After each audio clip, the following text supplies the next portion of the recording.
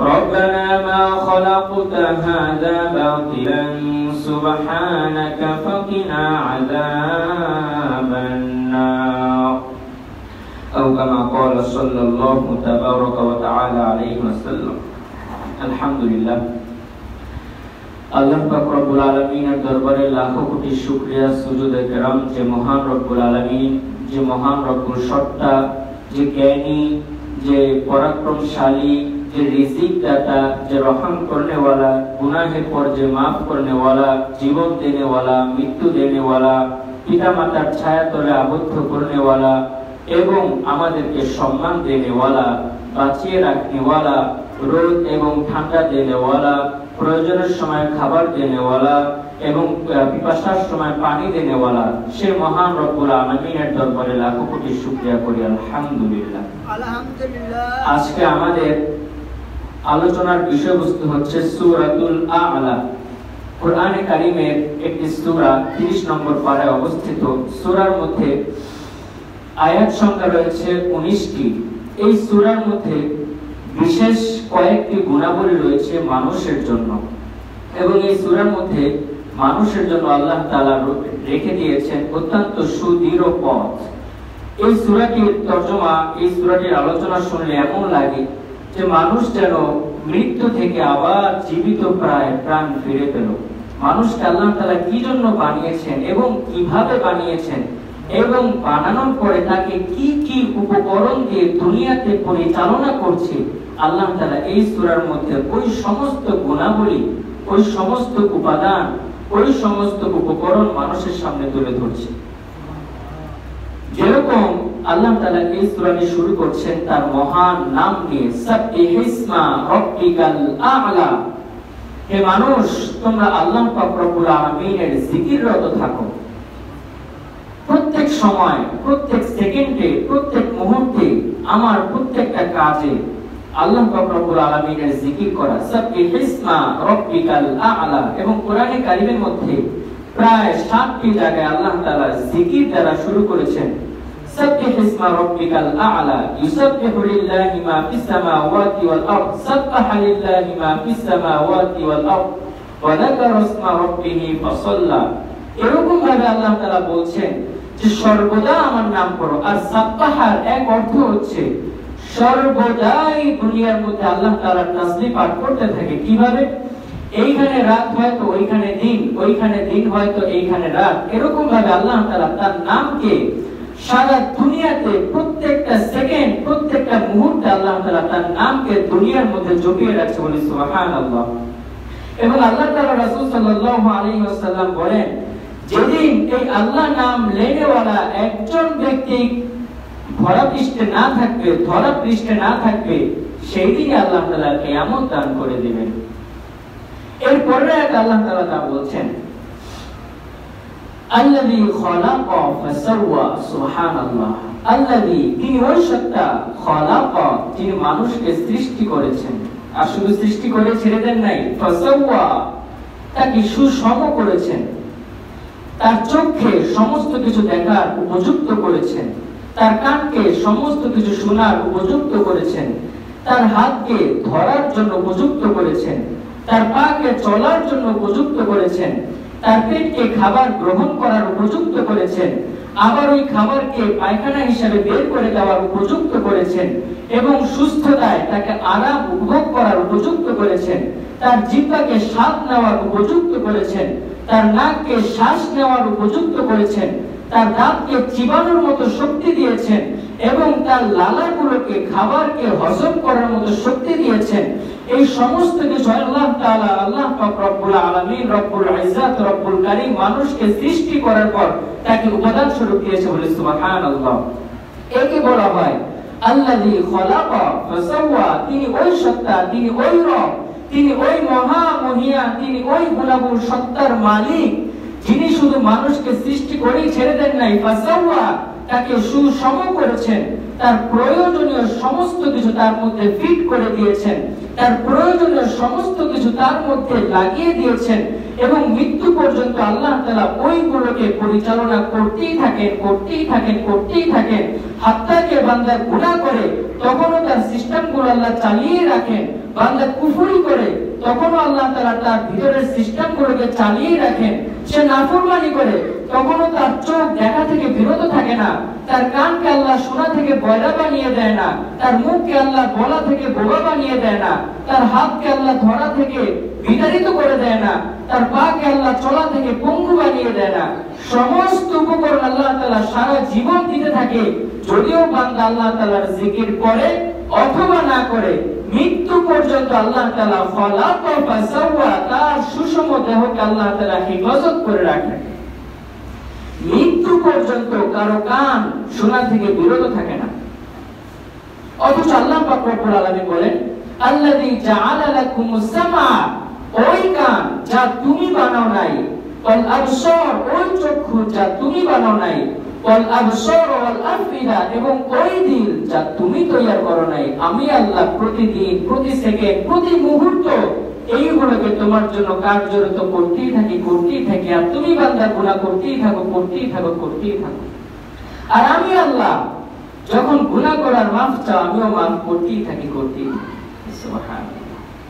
ফাসাওয়া এর অর্থ হচ্ছে প্রত্যেকটা জিনিসকে তার কার্যবাহীকে পরিচালনা করা, প্রতিটা জিনিসকে তার কার্যবাহীকে পরিচালনা করা। আমাদের শক্তি নাই, চক্ষু বানানোর শক্তি ছিল না, এই চক্ষুকে পরিচালনা করার শক্তি নাই। কান বানানোর ক্ষমতা ছিল না, তা বিশ্বাস করি এই কানকে পরিচালনা করার শক্তি নাই। হাত শরীরের একটা অঙ্গ একটুখানি কেটে গেলে সারা শরীর অবয়ব হয়ে যায়। একবার চিন্তা করা উচিত, আল্লাযী খলাকা ফাসাওয়া, আল্লাহ তাআলা যে একটা নখ থেকে একটু গোশত ছিঁড়ে গেলে পুরোটা হাত অচল হয়ে যায়, অথচ সৃষ্টির পর থেকে আজ পর্যন্ত আল্লাহ তাআলা এই হাতকে কিভাবে আমার মধ্যে টিকিয়ে রাখছে, ফাসাওয়া, কিভাবে খাবারগুলোকে, আমার শক্তির বাহিরে খাবারগুলোকে ভিতরে নিচ্ছে, এর স্বাদগুলোকে গ্রহণ করার তৌফিক দান করছে। এক লোকমা খাবারের মধ্যে কতগুলো উপকরণ থাকে একবার চিন্তা করেন। মাছ থাকে, মরিচ থাকে, হলুদ থাকে, লবণ থাকে, পেঁয়াজ থাকে, আর কত কিছু থাকে। যখন একটা লোকমা মুখে দেন, প্রত্যেকটা স্বাদ আল্লাহ তাআলা আপনাকে পাইয়ে দেয়। বলি সুবহানাল্লাহ। এটিকে বলে আল্লাযী খলাকা ফাসাওয়া। ইয়া আইয়ুহাল ইনসান খুলিক মা গররাকা বিখুলিক, তুমি তোমার সৃষ্টির প্রতি একটুখানি বিবেচনা করো। ফাসাওয়া এর অর্থ হচ্ছে এটা কি আল্লাহ তাআলা ছেড়ে দিয়েছে শুধু কি খাওয়া দাওয়া, হাত পা, ঘুম, এগুলোতেই মানুষের প্রয়োজন হয়ে যায় না, এগুলোতে মানুষের প্রয়োজন হয় না। তবে আল্লাহ তাআলা এগুলোকে মানুষের জন্য দিয়েছে। এরপরে কি করেছে? ওয়াল্লাযী, তিনি আল্লাহ, কদ্দারা ফাহাদা, সুবহানাল্লাহ। তিনি শুধু মানুষকে খাওয়া দাওয়া, ঘুম ইত্যাদির মধ্যে সীমাবদ্ধ রাখেন নাই, কদ্দারা ফাহাদা, তাকে হেদায়েতের পথে অবিচল রেখেছেন। সুবহানাল্লাহ। হেদায়েত, একটা মানুষের সব আছে, শুধু হেদায়েত নাই। সে আবু জাহেলের মতো ঘৃণিত বস্তুতে পরিণত হয়ে যায়। একটা মানুষের কিছুই নাই, কালো শরীর, মোটা ঠোঁট, গরিব, কিচ্ছু নাই, গোলাম, শুধু হেদায়েত আছে। আল্লাহ তাআলা তাকে বেলাল রাদিয়াল্লাহু তাআলা আনহুর মতো সম্মানিত করে দেয়, কিচ্ছু নাই। আল্লাহ তাআলা বলেন ওয়াল্লাযী কদ্দারা ফাহাদা, তুমি একবার তোমার ভিতরের দিকে তাকাও, তোমার গুণাবলীর দিকে তাকাও, তোমার সিস্টেমগুলোর দিকে তাকাও, আর ভাবো ওয়াল্লাযী কদ্দারা ফাহাদা, আমি শুধু এইগুলো দিয়ে তোমাকে ক্ষান্ত রাখি নাই, কদ্দারা ফাহাদা, তোমাকে হেদায়েতের পথ পর্যন্ত দেখিয়ে দিয়েছি। ওয়াল্লাযী আখরাজাল মারআ, শুধু কি তাই? আল্লাহ তাআলা মিসাল দিচ্ছেন, যখন মানুষ এইগুলো দেখেও না দেখার ভান করে, আবার না দেখেও দেখার চেষ্টা করে না, তখন আল্লাহ তাআলা তাকে কোরআন থেকে মিসাল দিচ্ছেন। ওয়াল্লাযী আখরাজাল মারআ, তিনি ওই সত্তা যিনি বাগানে ফুল ফোটান, যিনি গাছে ফল ফোটান, যিনি মাটিতে গাছ ফুটান, যিনি সমস্ত ঘাস, তৃণলতা, বৃক্ষলাদিকে উৎপন্ন করেন। এতে করে মানুষের জন্য কি সবক রয়েছে ওটাই জানার বিষয়। গাছ গাছালি, তৃণলতা, ভূপৃষ্ঠ, এইগুলোর কি প্রয়োজন, আর এইগুলো মানুষের জন্য কেন সৃষ্টি করা হয়েছে, আর আল্লাহ তাআলা মানুষ এইগুলো দিয়ে কি সবক দিচ্ছেন। আল্লাহ তাআলা পরের আয়াতে বলেন ফাজআলাহু গুসাআন আহওয়া। তুমি কি দেখো না যে বৃক্ষলতা সবুজ শ্যামল হওয়ার পর আমি তাকে কিভাবে খড়কুটায় পরিণত করে দিই। ফাজআলাহু গুসাআন আহওয়া, তাকে কে সজীবতা দান করলো আর কে বা আজকে খড়কুটায় পরিণত করে দিল, ভাবো না। দেখবেন যদি কোনো মানুষ কোনো গাছ লাগায়, সেটাকে সে বেড়া জালে আবদ্ধ করে রাখে, তার নিয়ন্ত্রণে রাখে, সেটাকে পর্দা করে রাখে। এই পৃথিবীতে মানুষের বৃক্ষ রোপণ করা ছাড়াই এত আগাছা কেন সৃষ্টি হয় একবার ভেবেছেন? অথচ আল্লাহ তাআলা বলে আমি কোনো কিছু অনর্থক সৃষ্টি করি না। তাহলে আগাছা কেন সৃষ্টি হয়? আগাছা কারো কাজে লাগে? কারো কাজে লাগে না। অথচ আল্লাহ তাআলা বলেন আমি কোনো কিছু অনর্থক সৃষ্টি করি না। আর আমরা দেখি আগাছা কাজে লাগে না। পুরো পৃথিবী জুড়ে আগাছা আগাছা আগাছা। একটু বৃষ্টি পড়লে মাটিতে ঘাস জন্মায়, অথচ একটা গাছ জন্মায় না, একটা আপেল গাছ জন্মায় না, একটা আম গাছ জন্মায় না, অথচ আগাছা দিয়ে ভর্তি থাকে। তো মানুষের ক্ষুদ্র জ্ঞান এটা বুঝে না যে কেন এত আগাছা হয়, অথচ আল্লাহ তো কোনো কিছু অনর্থক সৃষ্টি করে না। এইভাবে আল্লাহ তাআলা বলেন ওয়াল্লাযী আখরাজাল মারআ ফাজআলাহু গুসাআন আহওয়া। হে মানুষ, তোমার জীবনটা শৈশব থাকে, সুন্দর থাকে, সবুজ শ্যামল থাকে, এটা নিয়ে অহংকার করো না। তুমি ওই আগাছাগুলোর দিকে তাকাও। পৃথিবীতে এত আগাছা কেন, এত আগাছা কেন? বৃষ্টি পড়লে ওইগুলো দেখা থেকে মানুষ কখনো মাপ পায় না। মানুষ আমেরিকায় থাকুক, ইংল্যান্ডে থাকুক, যেখানেই থাকুক, আল্লাহ তাআলা ওইখানে গাছ আগাছা দিয়েই দেয়। সবুজ শ্যামলটাকে মানুষের জন্য দৃষ্টিনন্দন করেই দেয়। মানুষ ওটাকে দেখতেই হয়, ওইটাকে মানুষ অপারক ভাবে দেখতেই থাকে। কত সুন্দর বৃষ্টি আসলে গাছে ফুল ফুটে, গাছে ফল ফুটে, নিচের ঘাসগুলো, জমিনগুলো একদম সবুজ শ্যামল হয়ে যায়। এইগুলো মানুষ খুব মনোযোগ দিয়ে দেখে। কেন দেখে? এটা আল্লাহ পাক রব্বুল আলামিনের একটা কারিশমা। তোমাকে দেখতেই হবে। তুমি দেখো, দেখো, এটা তোমার দেখার জন্য বানিয়েছি। তুমি দেখো আর ভাবো কিছুদিন পরে এটা যখন খড়কুটায় পরিণত হয়ে যাবে, তখন তুমি তোমার নিজের জীবনের সাথে মিলাবে যে আমার জীবনটা আজকে শৈশব সুন্দর সুজলা সুফলা, কালকে এরকম খড়কুটায় পরিণত হয়ে যাবে। আল্লাহ তাআলা এই জন্য এত আগাছা সৃষ্টি করেছে। পুরো পৃথিবী জুড়ে বৃষ্টি আসলে আগাছায় ভরে যায়। বসন্ত ফুল অনেক কম হয়, কিন্তু সবুজ শ্যামল আগাছা পুরো পৃথিবীতে ভরে যায়। আল্লাহ তাআলা এই জন্য দিয়েছে যে দেখো, তোমাকে দেখতেই হবে, তুমি দেখা থেকে মাপ পাবে না যেখানেই যাও। ওয়াল্লাযী আখরাজাল মারআ, কে তাকে সবুজ শ্যামল করলো? কে করলো? আল্লাযী আখরাজাল মারআ, আল্লাহ তাআলাই করলো। ফাজআলাহু গুসাআন আহওয়া, আবার কে তাকে সময়ের বিপরীতে খড়কুটায় পরিণত করে দিল? আল্লাহই করলো। এরকম ভাবে মানুষকে আল্লাহ তাআলা সবুজ শ্যামল সুজলা সুফলা করে রাখে, সময়ের বিপরীতে আল্লাহ তাআলা তাকে খড়কুটায় পরিণত করে দেয়। মাঝখানে বেঁচে থাকে হাযাল কুরআন লা ইওয়াদিলু সাগীরাতান ওয়ালা কাবীরাতান ইল্লা আহসাহা। সেই গাছগুলোকে তো আল্লাহ তাআলা খড়কুটায় পরিণত করেই দিল, কিন্তু মানুষকে যখন খড়কুটায় পরিণত করে দেয় তখন তার জন্য বাকি থাকে হাযাল কুরআন লা ইওয়াদিলু সাগীরা ওয়ালা কাবীরাতান ইল্লা আহসাহা। আল্লাহ তাআলা সূরা কাহফের মধ্যে বলেন যে মানুষ কাল কিয়ামতের ময়দানে তার এই জীবনটাকে দেখে বলবে হায় হায়, এটা কি কোরআন! লা ইউগাদিরু সাগীরা, কোন ছোট গুনাহ কেউ ছেড়ে দিল না, ওয়ালা কাবীরা, কোন বড় গুনাহ কেউ ছেড়ে দিল না। আর আল্লাহ তাআলা বলেন যারা নেক আমল করছো তোমরা হতাশ হয়ো না। ইন্নাল্লাযীনা আমানু ওয়া আমিলুস সালিহাত ইন্না লা নুযীউ আজরা মান আহসানা আমালা। চাই তোমার ভালো কাজের প্রতিদান দুনিয়াতে কেউ দেখ বা না দেখ, চাই তোমার ভালো কাজের প্রতিদান স্বরূপ তুমি দুনিয়াতে আরাম আয়েশের জিন্দেগি পাও অথবা দুঃখ দুর্দশা বেদনার জিন্দেগি যাপন করো। চাই তোমার হালাল ইনকামের কারণে তুমি তোমার ঘরে মাসে একবার ইলিশ মাছ নিতে পারো কিংবা না পারো, চাই দুনিয়ার মানুষ তোমাকে অসম্মানী মোল্লা মুন্সি বলে গালিগালাজ করুক, তাতে কিচ্ছু যায় আসে না।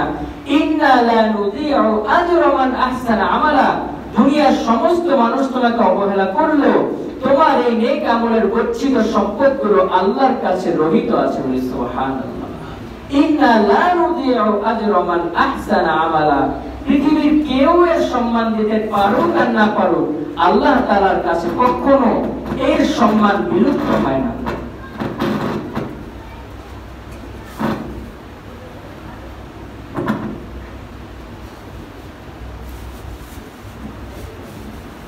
তো বলছিলাম ওয়াল্লাযী আখরাজাল মারআ ফাজআলাহু গুসাআন আহওয়া, যখন এই আয়াতগুলো নাযিল হচ্ছে তখন এটি এতটাই প্রয়োজনীয় আয়াত সংখ্যা ছিল, আল্লাহ পাক রব্বুল আলামিন তার রাসূলকে পরের আয়াতে বলছেন সানুকারিউকা ফালা তানসা, হে আল্লাহর রাসূল, হে নবী, আমি আপনাকে কোরআনকে এমন ভাবে পড়িয়ে দিব আপনি কখনো ভুলবেন না। একটা মানুষের জন্য কোরআন পড়া এত কঠিন, আপনারা জানেন বয়স কত হয়ে গিয়েছে, কত কিছু পারি কত কিছু না পারি। এক একজন মানুষ 50-40 কেজির বস্তা অনায়াসে মাথায় নিয়ে চলে আসে, অথচ কোরআনে কারিমের একটা ছোট্ট সূরা, বয়স আজকে অনেকের 50, 27, 80 হয়ে গিয়েছে, একটা ছোট্ট সূরার ভার আমরা নিতে পারি না। এখান থেকেই বোঝা যায় কোরআনটা কত কঠিন। সব পারি, এখনো একটা সূরা কাউসার বলি, সূরা ইখলাস বলি, শুদ্ধ মতো পারি এমন কয়জন আছে? তো আল্লাহ তাআলা বলেন সানুকারিউকা ফালা তানসা, হে আল্লাহর রাসূল, কোরআন তো অনেক কঠিন, কিন্তু আপনাকে আমি এমন ভাবে পড়াবো যে আপনি কখনো এটা ভুলে যাবেন না। সানুকারিউকা ফালা তানসা, কেন ভুলবেন না? কারণ এটা দিয়ে কি করতে হবে পরবর্তী আয়াতগুলোতে আসছে। সানুকারিউকা ফালা তানসা, একটা মানুষের জন্য কোরআন থেকে হেদায়েত কতটা প্রয়োজন, কতটা জরুরি, তাই আমরা জানতে পারবো। ইল্লা মাশা আল্লাহ, তবে আল্লাহ তাআলা আপনাকে যা চাইবেন, ইল্লা মাশা আল্লাহ, তবে আল্লাহ তাআলা যা আপনার থেকে ঘুরিয়ে দিতে চাইবেন তা আপনি মনেও রাখতে পারবেন না। এই ছেলে কি অসুবিধা কি? শুনতে পেরে অবশ্য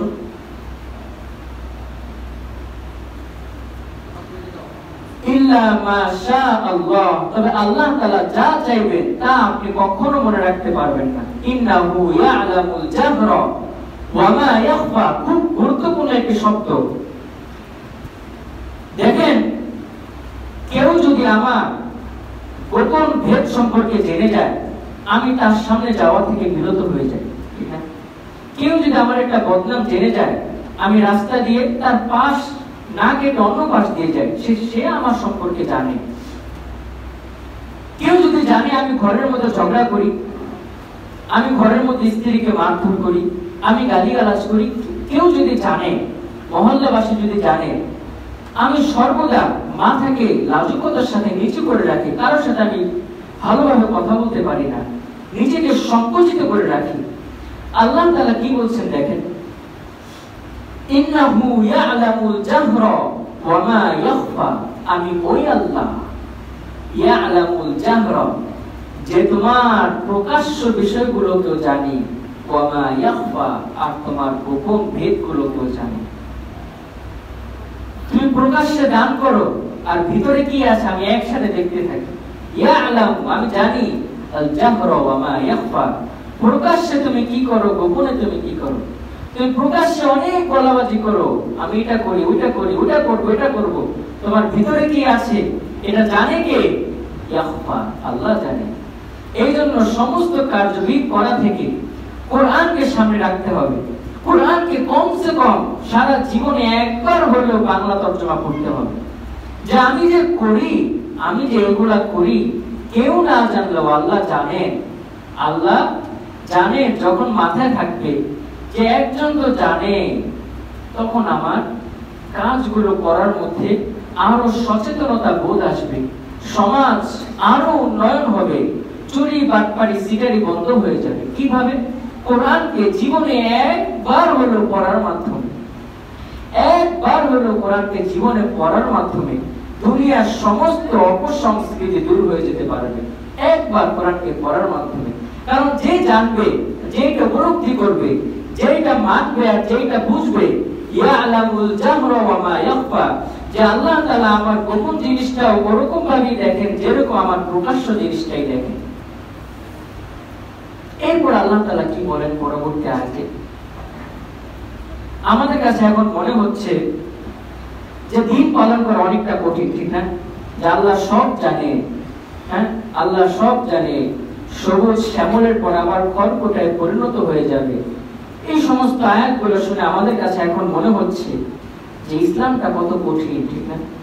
দিনটা কত কঠিন, জীবনে একবার হলেও কোরআন পড়তে হবে, কত কঠিন। অথচ আল্লাহ তাআলা পরের আয়াতে সমাধান দিয়ে দিয়েছেন, ওয়াসানুয়াসসিরুকা লিল ইউসরা। সুবহানাল্লাহ। হে নবী, আমি আপনার জন্য এই দিনকে সহজ করে দেব। যে মানতে চায়, যে বুঝতে চায়, যে চলতে চায়, যে পড়তে চায়, যে করতে চায়, তাদের জন্য ওয়াসানুয়াসসিরুকা লিল ইউসরা, আমি এই কঠিনতম দিনকে তাদের জন্য সহজ করে দেব। ঘুষ ছাড়া চলে না তাদের জন্য যারা ঘুষ নিয়েই চলতে চায়। যে ঘুষ ছাড়া চলতে চায় তার জন্য ঘুষ নেওয়াটা তেমনই কঠিন, যে ঘুষ নেয় তার জন্য ঘুষ ছাড়া চলাটা যেমন কঠিন, ঠিক না? যে ব্যক্তি কোরআনকে পড়তে চায় তার জন্য কোরআনকে ছেড়ে দেওয়া ততটাই কঠিন, যে ব্যক্তি কোরআনকে ছেড়ে দেয় এবং পড়া তার জন্য যতটা কঠিন, ঠিক না? যে ব্যক্তি ভালোভাবে চলতে চায়, সৎ পথে চলতে চায়, তার জন্য অসৎ পথটা অতটাই কঠিন, যে অসৎ পথে চলে ভালো পথটাকে যতটা কঠিন মনে করে, ঠিক না? এটাকে আল্লাহ তাআলা বলেন ওয়াসানুয়াসসিরুকা লিল ইউসরা। আল্লাহ তাআলা আরেকটা সূরার আরেকটা আয়াতে বলেন ফাআলহামাহা ফুজুরাহা ওয়া তাকওয়াহা। বান্দা, তোমার মধ্যে আমি দুইটা সিস্টেমই দিয়েছি আর তোমাকে আমি শক্তি দিয়েছি, তুমি কোনটাকে কার্যরত করবা। ফাআলহামাহা ফুজুরাহা ওয়া তাকওয়াহা, খারাপ সিস্টেমও তোমার মধ্যে চলে, ভালোটাও তোমার মধ্যে চলে। তবে শুনো ওয়াসানুয়াসসিরুকা লিল ইউসরা, তুমি যদি আমার দ্বীনকে মেনে নাও, আমার দ্বীনের উপরে চলতে চাও, এটাকে আমি তোমার জন্য সহজ করে দেব, সহজ করে দেব। এরপর আল্লাহ তাআলা রাসূল সাল্লাল্লাহু আলাইহি ওয়াসাল্লামকে বলেন ফাযাক্কির, আপনি এগুলো মানুষকে শুনিয়ে দেন। ইন্না ফাআতি যিকরা, নিশ্চয়ই এতে মানুষের জন্য কল্যাণ রয়েছে। আছে না? এই যে শুনলেন, এতে কল্যাণ আসছে না? আসছে না? এই সূরাটা উপলব্ধি করার বিষয়, সামনে আরো আছে। এই সূরাটা কিসের বিষয়? কিসের বলেন? উপলব্ধি করার বিষয়। যদি উপলব্ধি না করি, এটা আগের মতো হয়ে যাবে।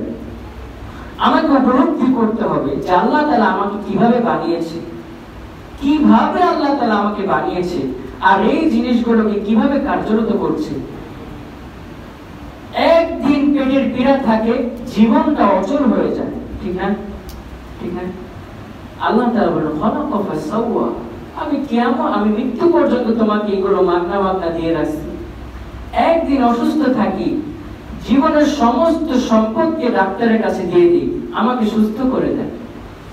একবার অস্ট্রেলিয়া শাসক সরকার, সে দেখলো অস্ট্রেলিয়ার অ্যামাজন জঙ্গলের কিছুটা অস্ট্রেলিয়ার মধ্যেও রয়েছে। সে দেখলো যে সেই জঙ্গলে দুগ্ধপায়ী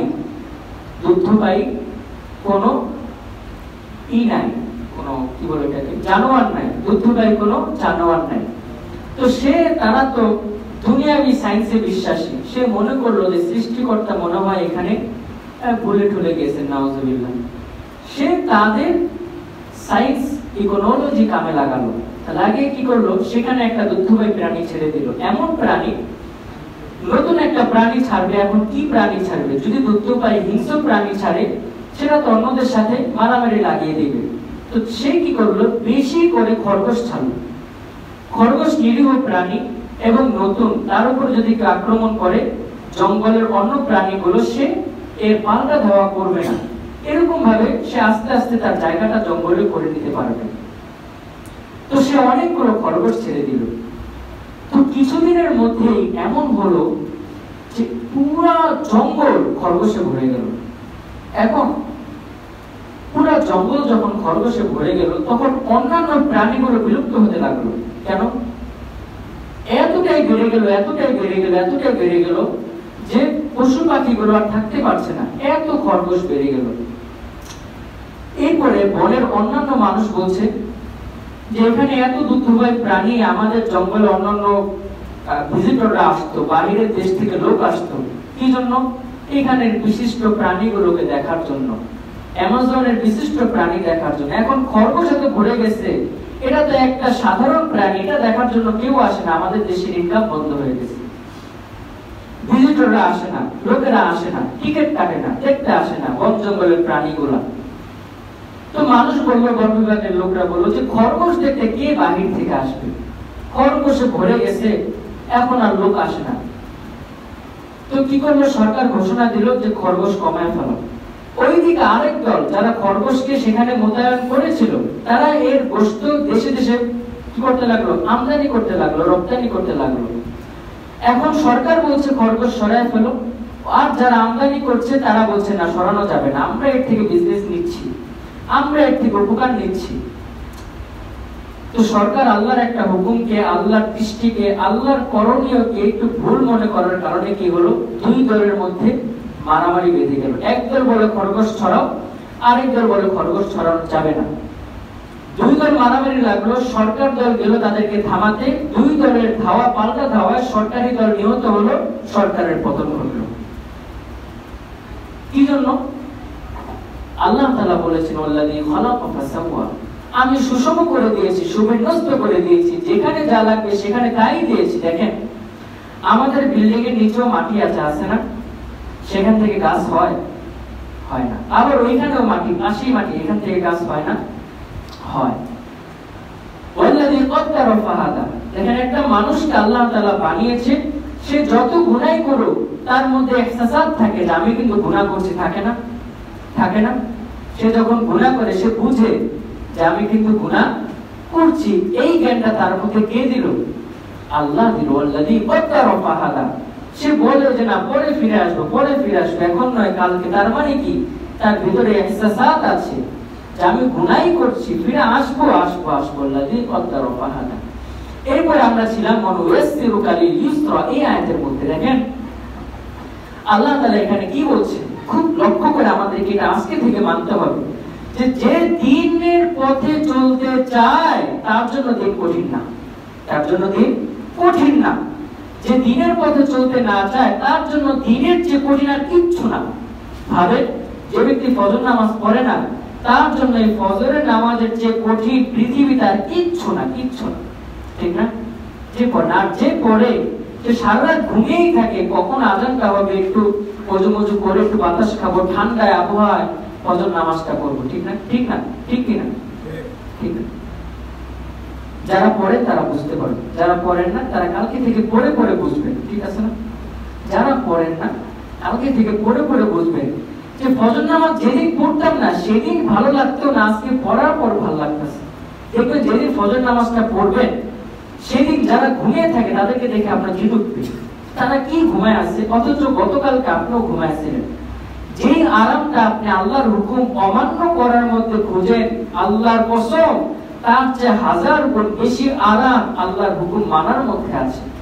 আপনি দূর থেকে দেখবেন কত কষ্ট করে না জানি তারা উঠে ওযু করে, আসলে কষ্ট যদি হইতো তারা উঠতে পারতো না। তারা, আপনি দেখবেন যদি কষ্ট হইতো, যদি আসলে ফজর নামাজটা পড়া কষ্ট হইতো, অন্ততপক্ষে বৃদ্ধরা পড়তো না, বৃদ্ধরা পড়তো না। আর হয়েছে কি, বৃদ্ধরাই পড়ে, জওয়ানরাই পড়ে না। বৃদ্ধরা কি কষ্টের কাজ করতে পারে? পারে না। ফজর নামাজ পড়া অত্যন্ত সহজ, এই জন্য বৃদ্ধরা করতে পারে, অথচ এটা আমরা বুঝি না। আমাদেরকে আগামীকাল থেকে এই জিনিসটাকে পরীক্ষা করতে হবে যে হুজুর যে বললো ফজর নামাজ পড়া সহজ আর ভালো লাগে, এটা আসলেই কিনা, আসলে সত্য বললো না হুদাই বললো, একটু পরে দেখবেন। বলে না যে খেয়ে টেস্ট করো, ভালো না লাগলে ফালা দাও, এটা বলছি। ওয়ানুয়াসসিরুকা লিল ইউসরা, একবার পড়েই দেখেন কত সুন্দর লাগে। আরে ভাই, মানুষ ইটালি থেকে, জার্মান থেকে, বরফ নাইজেরিয়া থেকে, হিমালয় থেকে মানুষ কোথায় আসে জানেন? মানুষ বিভিন্ন নিম্ন দেশগুলোতে আসে কেন? সানরাইজকে দেখার জন্য। সানরাইজ কি? সূর্যের উদিত হওয়া। সূর্যের উদিত হওয়া। বিশ্ব বড় বড় বিজ্ঞানিক রাষ্ট্রগুলো, পয়সাওয়ালা ক্ষমতাধর রাষ্ট্রগুলো বরফের দেশগুলো থেকে নিম্ন মানের দেশগুলোতে চলে আসে কেন? সকালবেলা উঠে পাখ পাখালির আওয়াজ শুনবে আর সূর্যোদয়টাকে একটু দেখবে।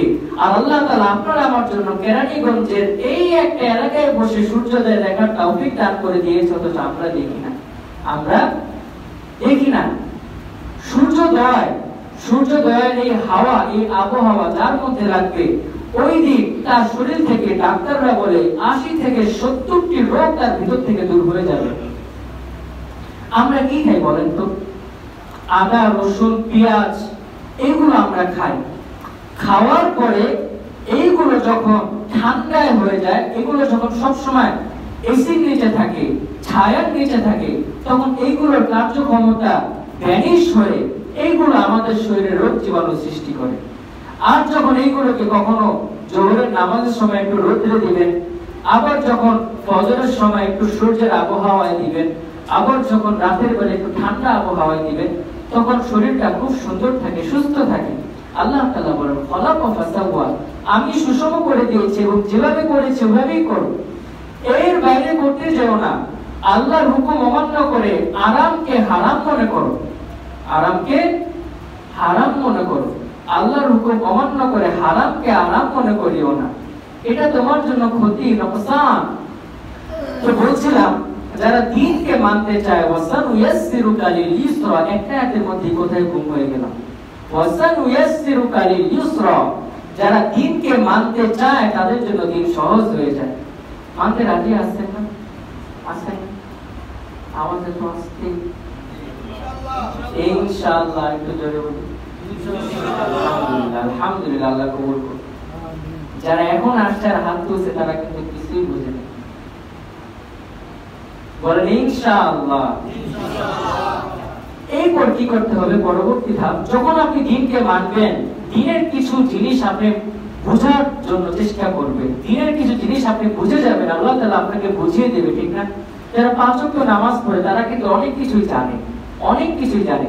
তাদেরকে আল্লাহ তাআলা বলছেন, ফাযাক্কির ইন্না ফাআতি যিকরা, তুমি এই জিনিসগুলোকে অপরের কাছে পৌঁছাও। অপরের কাছে ফাযাক্কির ইন্না ফাআতি যিকরা, এইগুলোকে কার কাছে পৌঁছাও? বলেন বলেন, অপরের কাছে। আমি আজকে কথাগুলো শুনে গিয়ে অন্তত পক্ষে এর থেকে একটা কথা যেটা আমার ভালো লাগছে, ওইটাকে আমি আর একজনের কাছে হইলো শোনাবো। ফাযাক্কির ইন্না ফাআতি যিকরা, এর দ্বারা আমার কোরআনের উপর আমল হবে। আর আল্লাহ তাআলা বলেন, যে ব্যক্তি জানা জিনিসের উপর আমল করে আমি তাকে অজানা ইলম দান করি, বলি সুবহানাল্লাহ। আর যে ব্যক্তি জানা জিনিসের উপর আমল না করে তার চেয়ে বড় জালেম আর কেউ নাই। ওয়ান আল্লাহু মিম্মান যুকিরা বিআয়াতি রাব্বিহি ফাআরাদা আনহা, যে ব্যক্তি জেনে মুখ ফিরিয়ে নেয় তার মতো জালেম আর কেউ নাই। ফাযাক্কির ইন্না ফাআতি যিকরা, কি করতে হবে? এতক্ষণ আমরা অনেক কিছু শুনছি, ঠিক না? অনেক কিছু শুনছি। এখান থেকে একটা না একটা হলো মানুষের কাছে পৌঁছাইতে হবে। সায়াযাক্কারু মান ইয়াখশা, আপনি পৌঁছাইবেন, গ্রহণ করবে তারা। এই যে আমি বলতেছি, সবাই কি মানবে? সবাই মানবে না। তবে কে মানবে? সায়াযাক্কারু মান ইয়াখশা, যার মধ্যে আল্লাহ তাআলার ভয় আছে সেই মেনে নেবে, বলি সুবহানাল্লাহ। আগামীকাল মসজিদ ভরে যাবে যদি আপনাদের মধ্যে আল্লাহর ভয় থাকে, তাইলে হ্যাঁ, তাইলে সায়াযাক্কারু মান ইয়াখশা, মানবে সে, বলবে তো অনেক কিছু, কিন্তু মানবে সে সায়াযাক্কারু মান ইয়াখশা, যার মধ্যে আল্লাহর ভয় থাকে, যার মধ্যে। আর যদি আল্লাহর ভয় না থাকে, আমার চেহারার দিকে তাকিয়ে কখনো হাসবে, কখনো কাঁদবে, আবার কখনো আমার অভিনয় দেখে একটু ছলনাময় হবে, আবার কখনো সুরের ঝংকারে একটু পাগল করা হবে, কিন্তু কিছুই লাভ হবে না। যদি আল্লাহর ভয় নিয়ে শুনেন তাহলে লাভ হবে। সায়াযাক্কারু মান ইয়াখশা। আর যদি শোনার পরেও না মানে ওয়ায়াতাজান্নাবুল আশকা, আল্লাহ পাক রব্বুল আলামিনের দরবারে আপনি সবচাইতে নির্বোধ। রাগ করলেন? বলবেন আমি সায়েন্স পড়েছি, আমি নির্বোধ কেমনে হই? আমি 5 তলা বিল্ডিং করে ফেললাম, এত ব্যবসা বাণিজ্য করে, আমি নির্বোধ কেমনে হই? আল্লাহ তাআলা বলেন কোরআন শুনবা, হুজুর বলছে শুনবা আর মানবা না। সায়াযাক্কারু মান ইয়াখশা ওয়া ইয়াতাজান্নাবুল আশকা, তুমি নির্বোধ। এবার যে তুমি যত বড় এএসডি পিএইচডি বান হও না কেন, তুমি নির্বোধ। ওয়া ইয়াতাজান্নাবুল আশকা, আর নির্বোধ হলে কি আল্লাহ ছেড়ে দিবে? স্কুলে জিপিএ 5 না পেলে বাপ মাই ছেড়ে দেয় না? ছেড়ে দেয়? ফেল হইলে ভাগ বন্ধ করে দেয়। আর মেয়েরা হলে রিক্সাওয়ালার সাথে বিয়ে দিয়ে দেয়। বাবা মাই ছেড়ে দেয় না, আল্লাহ কিভাবে ছেড়ে দেবে? আল্লাহ ইয়াসলান নারুল কুবরা, তোকে বড় আগুনের মধ্যে আমি পোড়াবো। আল্লাযী ইয়াসলান নারুল কুবরা, এমন আগুন সুম্মা লা ইয়ামুতু ফিহা ওয়া লা ইয়াহইয়া, বাঁচার জন্য আগতে করবে, বাঁচবেও না, মরার জন্য আগতে করবে, মরবেও না।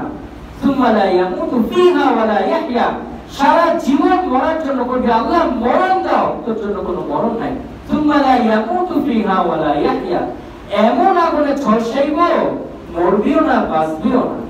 দুনিয়াতে একটু ঝামেলা হলে আল্লাহ মরণ দাও না কেন? মরণ আল্লাহ এমন মরণ দিব, মরবেও না, বাঁচবেও না। আল্লাহ ইয়াসলান নারুল কুবরা, এমন আগুনে যাইবি, সুম্মা লা ইয়ামুতু ফিহা ওয়া লা ইয়াহইয়া। আল্লাহকে ভয় পেয়ে গেছেন না? ভয়ের কারণে পরবর্তী আয়াত আল্লাহ তাআলা আশার প্রদীপ জ্বালিয়ে দিচ্ছে, বান্দা আমাকে ভয় পাইও না। হ্যাঁ ঠিক আছে, আমি আল্লাহ ইয়াসলান নারুল কুবরা বলছি, তবে তুমি তো আমার বান্দা, তোমার জন্য একটা পথ আমি অবশ্যই রাখছি। কি পথ? ক্বাদ আফলাহা মান তাযাক্কা, এই মসজিদের শুরু লগ্নে ক্বাদ আফলাহা সংক্ষিপ্ত তাফসীর আপনাদের সামনে তুলে ধরেছিলাম, কারো মনে আছে কিনা জানি না। ক্বাদ আফলাহা মান তাযাক্কা, ধমকের পর আদর সেই করে যে আপনাকে ভালোবাসে। ঠিক আছে না? বাবা মা মায়ের দেওয়ার পরে আদর করে না কেন? সে ভালোবাসে। আর রাস্তার একজন ব্যক্তি যদি আপনাকে একটা কারণে থাপ্পড় দিয়ে দেয়, সে কিন্তু আর আপনাকে ভালোবাসে না। দিলাম আল্লাহ তাআলা ঠিক আছে আপনাকে জাহান্নামের ভয় দেখাইছে, কিন্তু পরবর্তী আয়াতে কি বলতেছে? ক্বাদ আফলাহা মান তাযাক্কা, এজন্য একটা সূরা শুরু করলে শেষ করতে হয়, এটা বোঝা যায় না। ক্বাদ আফলাহা মান তাযাক্কা, বান্দা তুমি পবিত্র থাকো। কি থাকো? পবিত্র থাকো। আর যে পবিত্র থাকবে সেই সফল কামিয়াব।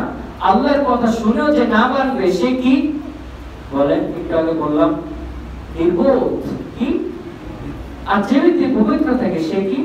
ক্বাদ আফলাহা, সে যেন সফল কাম হয়ে গেল। আমার সাথে বলেন সফলতা 3 কাজে। আর জোরে বলেন সফলতা 3 কাজে। যে ব্যক্তি পবিত্র থাকে, যে ব্যক্তি আল্লাহর জিকির করে, যে ব্যক্তি নামাজ পড়ে। এখন বলেন নামাজ পড়বেন, পবিত্র না থাকলে পারবেন? জিকির করবেন, পবিত্র না থাকলে পারবেন? জিকিরের প্রথম অর্থ হচ্ছে কোরআন পড়া। কি পড়া? কঠিন হয়ে গেল না? কঠিন হয়ে গেল? জিকিরের প্রথম অর্থ হচ্ছে কোরআন পড়া। ইন্না নাহনু নাযালনা যিকরা, আমি তোমার কাছে কি পাঠালাম? কি? কোরআন। কঠিন হয়ে গেল? পবিত্র না থাকলে কোরআন পড়তে পারবে? আল্লাহ তাআলা বলছে ক্বাদ আফলাহা মান তাযাক্কা, তুমি পবিত্র থাকো। ওয়া যাকারা ইসমা রাব্বিহি, তোমার রবের নামে জিকির করো, অর্থাৎ কোরআন পড়ো। আর ফাসাল্লা, নামাজ পড়ো। সফলতা কয় কাজে পাওয়া গেল? কয় কাজে? এখন একটা হাদিস শোনাই। ইন্না ফিল জান্নাতি লা গুরফা, জান্নাত সম্পর্কে আমরা কে কি জানি? আমি জানি না, কিন্তু জান্নাত সম্পর্কে আমি এই যাবৎকাল পর্যন্ত যা শুনেছি, জান্নাত হচ্ছে ফুলের বাগান, ফলের বাগান, অর্থাৎ ন্যাচারাল জিনিসগুলো। জান্নাত যে একটা 5 স্টার হোটেল হতে পারে এটা আমরা এখনো শুনি নাই। তবে এই আয়াতে, এই হাদিসে দেখেন আল্লাহ তাআলা আজ থেকে 1400 বছর পূর্বে আমার নবীর মুখ দিয়ে আজকের জামানার সবচেয়ে উত্তম ঘর যেগুলো মানুষ বানায়, ওই ঘর, ওই 5 স্টার হোটেলের কথা আল্লাহ তাআলা জান্নাতের মধ্যে বলছেন। কি বলছেন? ইন্না ফিল জান্নাতি লা গুরফা, জান্নাত একটা ঘর, একটা এই বলেন জান্নাত একটা ঘর। কেমন হবে? ইউরা ফিহা যাহিরুহা ওয়া মিন বাতিনুহা, এমন ঘর যেটা বাহির থেকে ভিতর দেখা যাবে আর ভিতর থেকে বাহির দেখা যাবে। বলে সুবহানাল্লাহ। আজকে ইঞ্জিনিয়াররা এটাকে আবিষ্কার করেছে কবে? এই কিছুদিন আগে। কাঁচের বাড়িগুলো আগে দেখতেন, এখন দেখেন না। আল্লাহ তাআলা রাসূল সাল্লাল্লাহু আলাইহি ওয়াসাল্লাম সেই 1400 বছর আগে এই কাঁচের ঘরের কথা বলে দিয়েছে, জান্নাত এটা তোমাদের জন্য থাকবে। ইউরা যাহিরুহা মিন বাতিনুহা ওয়া বাতিনুহা মিন যাহিরুহা, বাহির থেকে ভিতর দেখা যাবে, ভিতর থেকে বাহির দেখা যাবে। সুবহানাল্লাহ। আজকের বড় বড় অট্টালিকাগুলো, বিদেশের কাঁচের 5 স্টার হোটেলগুলো কাঁচের হয়, বাহির থেকে ভিতর দেখা যায়, ভিতর থেকে বাহির দেখা যায়। মানুষ এটা আজকে মানুষ এটা আবিষ্কার করে, অথচ হাদিসের পাকের মধ্যে জান্নাতের সুসংবাদ দিয়ে দেওয়া হয়েছে 1400 বছর আগে। কত বছর আগে? এমনি পেয়ে যাবেন এই ঘরটা? এই বলেন এমনি পেয়ে যাবেন? কিছুটা কষ্ট করতে হবে না? কি করতে হবে? আল্লাহ তাআলা বলছেন এই ঘরটা আমি তোমাকে দেব। কাকে দেব? আ'আদাল্লাহু লিমান উতইমা তাআম, কাকে দেব? যে অপরকে খাবার খাওয়াবে, অপরকে ওয়া আফশাস সালাম, এবং যে সালাম দিবে। মানে কি? ভালো ব্যবহার করবে, নম্র ব্যবহার করবে, নম্র হয়ে থাকবে, সালাম দিবে, সালাম পাবে না। সালামের প্রচলন কিভাবে হয়েছে আজকে আমাদের? কিভাবে এর প্রচলন হচ্ছে? আমি সিনিয়র সালাম দেশ না কেন? হয় না? হয় না? এই মুরব্বিরা দেখতে সালাম দিলে না কেন? মুরব্বি মানুষকে সালাম দিলে না। আল্লাহ কি এটা বলছে? তো আফশাস সালাম, তুমি সালাম দাও, তুমি সালাম দাও। মুরব্বিরা তো বাচ্চাদেরকে আগে সালাম দেওয়ার কথা। রাসূল সাল্লাল্লাহু আলাইহি ওয়াসাল্লাম বাচ্চাদের থেকে সালাম নিতে পরে দিতেন আগে। কি করতেন? নিতেন পরে দিতেন আগে। আমাদের মুরব্বিরা কি করে? নেয় আগে, আবার না দিলে থাপ্পড়ও দেয়, আবার না দিলে বাপমার কাছে বিচারও দেয়, তোমার বলে আমারে সালাম দেয়নি। এটা উচিত? এই কি হয় না? হয় না? মুরব্বিরা আগে সালাম দিবে বাচ্চাদের, ঠিক আছে? মুরব্বিরা আগে সালাম দিবে বাচ্চাদেরকে। বাচ্চারা দেখে দেখে যখন মুরব্বি হবে তখন সে শিখবে।